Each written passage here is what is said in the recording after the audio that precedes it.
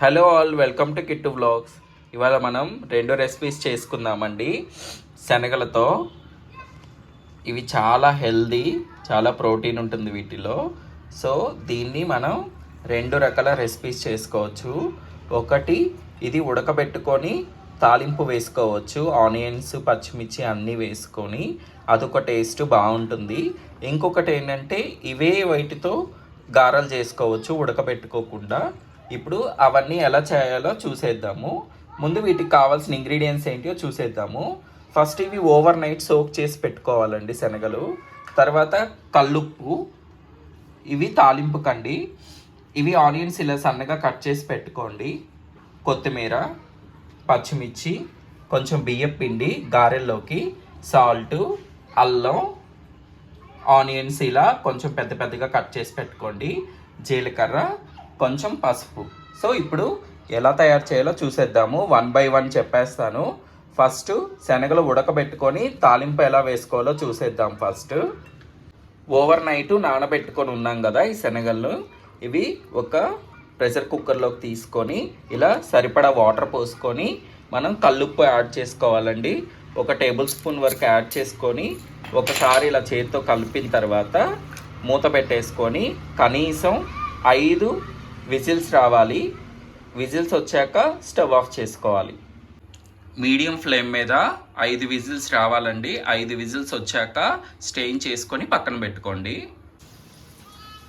So బాగా ఉడికిపోయండి. 5 whistles తర్వాత ఇలా స్టెయిన్ చేసి పక్కన పెట్టుకోండి. ఇప్పుడు తాలింపు వేసేసుకుందాం.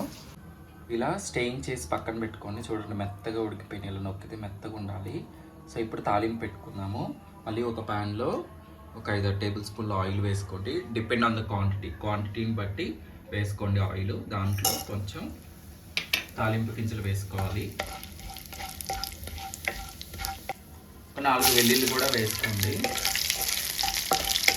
సో దీని తర్వాత ఇందాకలు తరిగి పెట్టుకున్న ఆనియన్స్, కొత్తిమీర, కొంచెం 2 పచ్చిమిర్చి, కొంచెం కరివేపాకు అన్ని దీంట్లో వేసేసుకుందాం.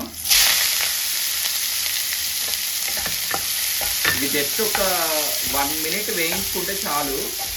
ఎక్కువ వేయించుకోవాల్సిన అవసరం లేదు. ఏదో గోల్డ్ కలరు మెత్తబడాలి అవన్నీ అసలు జస్ట్ ఒక 1 minute నూనెలో మగ్గితే చాలు. ఎందుకంటే మనం శనగలు తినేటప్పుడు ఆనియన్స్ తగులుతాయి మధ్య మధ్యలో, చాలా బాగుంటుంది. మరీ మెత్తగా అయితే బాగోదు. కొంచెం ఒక 1 minute అలా వేయించుకోవాలి. So onion just 1 minute వేయించుకున్నాము. దాని తర్వాత ఉడకబెట్టుకునే అన్ని దీంట్లో వేసేసుకోవాలి. నా క్వాంటిటీ ఎక్కువ చేస్తున్నాను. నేను కనుక తక్కువ చేసుకుంటే అన్నీ తక్కువ క్వాంటిటీ తీసుకోండి. అన్నీ కలిపి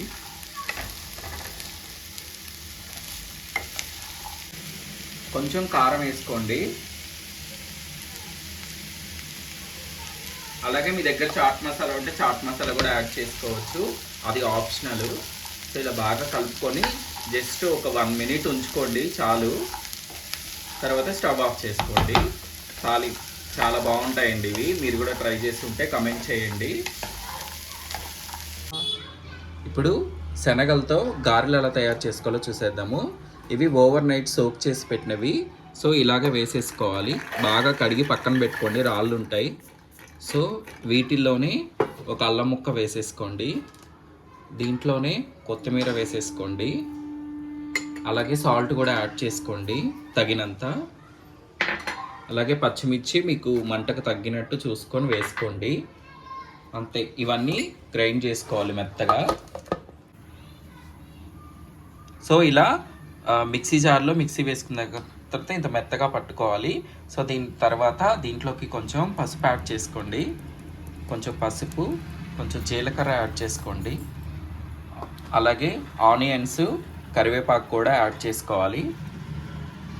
తర్వాత బియ్యం పిండి కూడా యాడ్ చేసుకోండి. దీంట్లోనే 2-3 టేబుల్ స్పూన్లు యాడ్ చేసుకోండి, సరిపోతుంది. మీకు కనుక పిండి మిక్సీలో కనుక బరకగా ఉండి పిండి మెదగట్లేదు అంటే కొంచెం వాటర్ పోసుకొని ఇలా పేస్ట్ లాగా చేసుకోవాలి. సో ఈ కన్సిస్టెన్సీ వచ్చేంత వరకు మనం గారెలు వేసుకుంటాం కదా, సేమ్ అలాగే ఉండాలి. పిండి కొంచెం గట్టిగా ఉన్నా పర్లేదు. సో ఇలా అన్నీ కలుపుకొని